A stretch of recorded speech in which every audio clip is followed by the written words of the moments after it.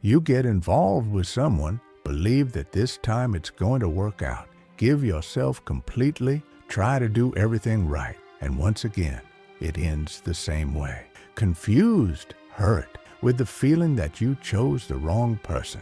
And the worst part, this is becoming a pattern. It seems that no matter how hard you try to do things differently, everything ends up back in the same place. You start to think there's something wrong with you, or that maybe you just weren't born to have a healthy relationship. Maybe no one has explained this to you yet, but I'll be direct. The problem isn't just with the people you choose, it's in why you choose them. There's a reason behind your relationships, an emotional pattern you don't notice, but that controls everything you feel. And until you understand that, you'll keep entering the same stories with different people. If you're tired of seeing yourself repeat the same mistakes, if you're wondering why this keeps happening, watch until the end. Because today, you'll understand what's behind your choices and why many times what you call love is actually a reflection of what still hasn't been resolved within you. You're not living a streak of bad coincidences. It's not bad luck. There's a pattern behind your choices, an emotional script you follow without realizing it. You enter a relationship thinking you're doing things differently, but end up feeling the same things as before. Insecurity, anxiety, frustration, fear of rejection, and when it all ends, you think you chose wrong. But that's not quite it. You didn't choose badly. You chose on autopilot. The truth is, most of the time, we don't choose someone with full awareness. There's something inside you that guides you, and that something is directly tied to your past, to the experiences that marked you, and to the forms of affection you learn to associate with love, even if those forms are distorted. That's why you repeat. Your unconscious seeks what's familiar, even if it hurts you. Until you understand that pattern, you'll keep getting close to those who trigger your wounds and thinking it's love, when in reality, it's just repetition. Have you ever wondered why you feel so drawn to people who, deep down, hurt you? Why it feels like something stronger than you, like you're being pulled by a force you can't explain? It has a name, and Freud, long ago, already knew it. He said, desire doesn't come from reason. It comes from somewhere else, from deep within the mind, from the part you don't control. You might think you love with your head, with logic, with what you think is right. But the truth is that most of what you feel, especially when it comes to love, comes from the unconscious, a space within you where your memories, your traumas, your emotional needs, and even your hidden desires are stored. And you know what's most surprising? That part, which you don't even consciously access, influences your choices every day, include and especially when you fall in love. Freud divided the human mind into three parts: the id, the ego, and the superego. Let me simplify. The id is the part that wants everything right away, that seeks pleasure and satisfaction without thinking about consequences. It's pure impulse. The superego, on the other hand, is the judge, that inner voice that tells you what's right or wrong, that criticizes you and makes you feel guilty. And in between these two forces is the ego, trying to balance everything and make rational decisions. Now think with me. If inside you there's a part that only wants pleasure and another that blames you for everything, how do you think you're going to love in peace? This internal silent war is what leads you to confuse love with anxiety, attachment with affection, obsession with surrender. You don't love freely. You love in fear, fear of rejection, fear of abandonment, fear of repeating a pain you already know. But that keeps coming back. Maybe now some things are starting to make sense, right? That person you idealize too much, the jealousy that seems to come out of nowhere, the attachment that hurts more than it protects. None of that is random. These are signs that something inside you, something old, is trying to express itself through your relationships. And that's exactly what Freud talked about. Love is often a disguised attempt to solve something that was left open long ago. You're not being dumb, weak, or naive. You're just following an emotional script that was written when you didn't even know what love was. And as long as it keeps running on autopilot, it'll be hard to choose clearly. It's not about blaming the past. It's about finally understanding why it keeps showing up in your present. Most of the choices you make in love didn't begin in adulthood. They were born when you were still a child. That might sound strange, but I want you to think for a moment. Remember how you felt when you were little and wanted attention, when you tried hard to please, when you felt like you had to behave a certain way to be accepted. That stayed with you, even if you don't remember every detail. Your body remembers. Your emotions remember.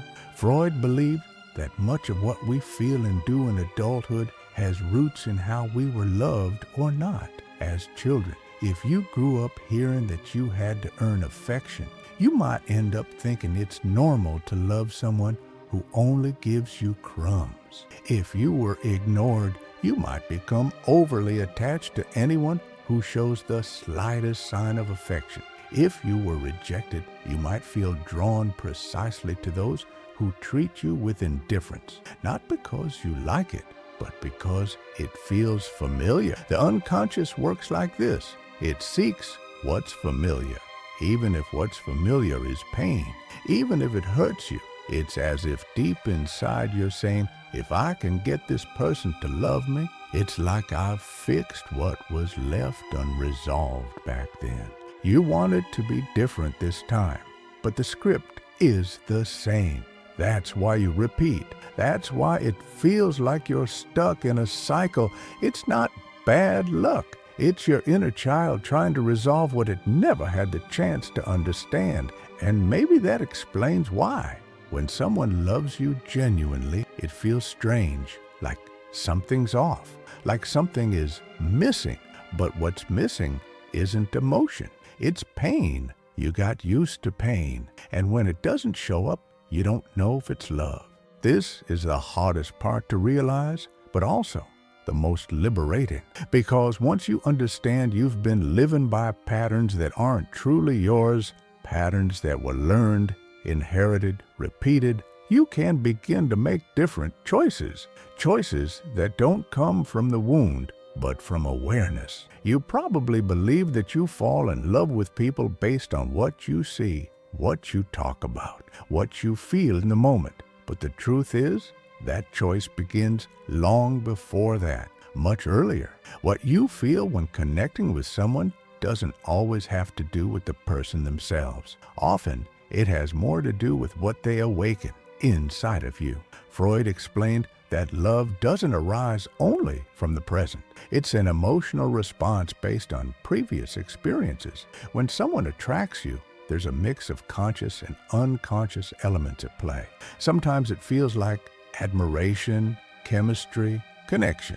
But what really binds you is something deeper. It's the emotional familiarity.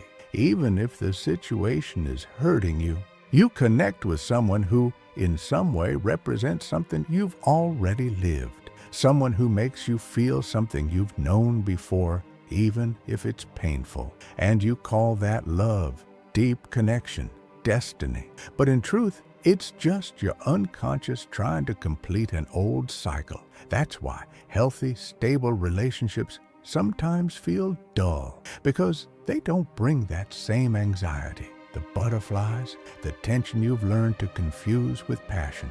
Your reference for love was built on effort and instability. So when affection comes calmly, you doubt it. You feel like something's off.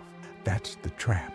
You think you're choosing, but deep down, you're being pulled by what hasn't yet healed inside of you.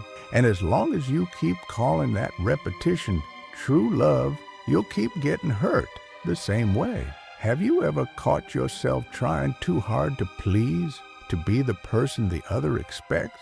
To avoid problems, to avoid being rejected, you change, you give in, you adapt. But in the end, something inside you knows you're losing yourself. Freud explained this through the concept of the superego. The superego is like an inner voice, always telling you what's right, what's moral, what you should do. It never lets you rest. It's always demanding that you be perfect, be good, be accepted. In love, this voice gets even louder. And the cruelest part is that you start to believe you will only be worthy of love if you become that edited version of yourself, the one that doesn't get hurt, doesn't fail, and is always willing to give everything. You become a version of yourself that isn't real. You silence yourself, do anything not to upset anyone, and in the end, what's left is an exhausted version of you, someone who gave in to every expectation, every internal pressure, but lost their essence in the process. And worse, you start to feel insecure, guilty, like you'll never be enough. The superego doesn't care about your happiness. It wants you to be accepted. It wants you to behave according to the expectations of society, family, or your partner. And that's what creates a constant inner war between being who you are and fitting into what others expect. On one side, a voice urges you to please. On the other, your need to be real, to be accepted as you are. That conflict eats away at you. And in love, it becomes even clearer. You're so focused on pleasing and becoming what the other expects that you lose your way. You distance yourself from what you truly feel, from what you really want, and start settling for a kind of love that doesn't nourish you, that doesn't fulfill you, because it's based on who you think you should be, not on who you truly are. You think you're choosing with your mind based on what you believe is right. But in reality, what attracts you has little to do with logic. What really guides you are the desires you repress, hide, and don't even admit to yourself. Freud taught that what is repressed doesn't disappear. It returns. It hides and changes shape, but it's still there, influencing every decision you make, especially when it comes to love. Repressed desires are like ghosts you try to ignore, but they don't die. They just wait for the right moment to show up. And that's exactly what happens when you fall in love. You think you're choosing someone consciously, but in reality, something deeper is guiding you. Your unconscious is searching for something it couldn't resolve in the past, something that remained open and now expresses itself through your choices. When you feel drawn to someone, it's not just about their qualities. It's about what they awaken in you. Something familiar, something buried deep in your past, in your traumas, in your unmet needs, in fears you've never faced. What you call love is often not true love. It's an unconscious repetition of what you didn't get, what you lost, what hurt you in the past. You fall for those who activate your pain, who represent what you haven't yet been able to overcome. And it's that repressed desire that keeps you stuck in the cycle. You want something new, but you keep choosing the old. You think you're chasing happiness, but in reality, you're just trying to fill a void that can never truly be filled. And as long as you keep searching outside of yourself for the healing that needs to happen within, you'll keep facing disappointment. The love you seek isn't in the ones who hurt you. It's in the ones who truly see you. No masks, no games, no need to relive old wounds. But to reach that kind of love, you need to understand that what attracts you isn't what you want. It's what you haven't yet healed. Have you noticed that no matter how many times you try, you always end up falling for the wrong person? No matter if you change partners, change environments, the feelings are always the same. The pain, the suffering, the frustration, the emptiness. It's not a lack of effort or bad luck. It's repetition, an invisible cycle you carry with you that keeps pulling you into the same mistakes, regardless of who you choose. Freud talked about repetition compulsion, a human tendency to relive the same traumas, the same emotional patterns in an unconscious attempt to resolve them. What does that mean in love? That many times you get involved with someone not because they're right for you, but because they trigger the same emotions, the same feelings, the same dynamics you once lived and deep down never truly resolved. You think the problem lies with the other person or the situation, but what you're not seeing is that you're repeating what you've already lived. Deep down, your mind might still be searching for some kind of closure from what hurt you in the past, an attempt to heal old wounds. But instead of finding resolution, you end up sinking deeper into the same pain.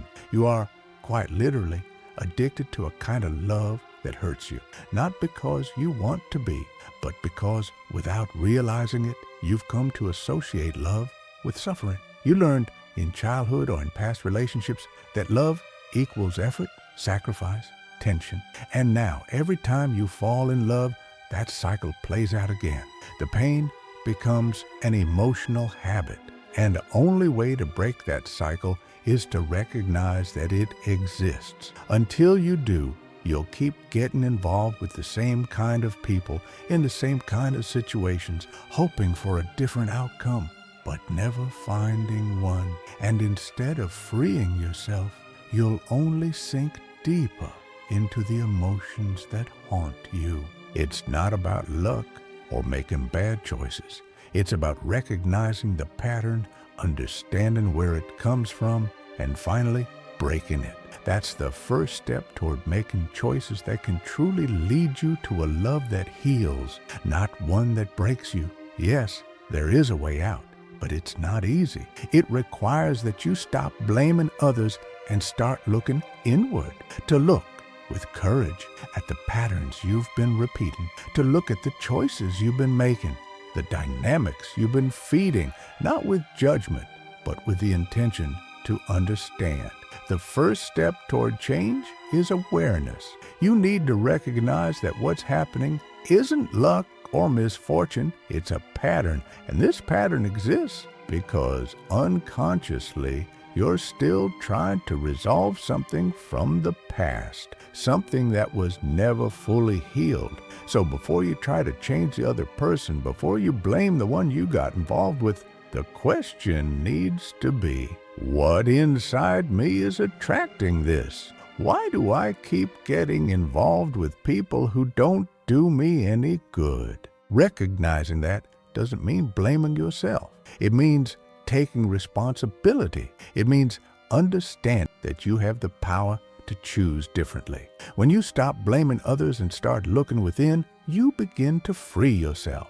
You start to realize that true change begins with your own awareness. That doesn't mean it'll be easy or that it'll happen all at once, but it's a beginning. You'll stop looking for love in places where it can't find you, and instead, you'll start finding yourself first. You'll begin to understand that when you truly love yourself, you don't need to sacrifice who you are just to keep someone by your side. You can choose someone who respects you, who sees you, who accepts you exactly as you are, without needing you to be someone else just to fit in. It's when you start seeing and understanding yourself that love begins to make more sense. Because love isn't about being perfect for someone else. It's about being authentic, whole, real for yourself and for whoever stands beside you. True change begins within you. And when you're ready to look at what's been guiding you, at the patterns you've been repeating, that's when you begin to break the cycle. And from there, it becomes possible to build something that actually fulfills you. You don't love the wrong way.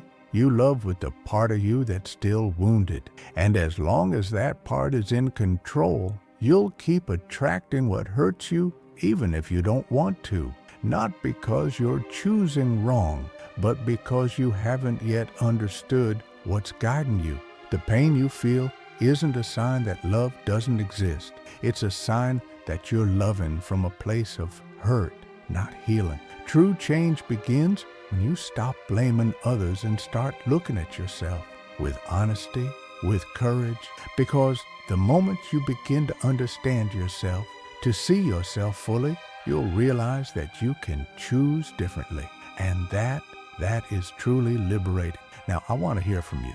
Which part of this video resonated the most with your own story?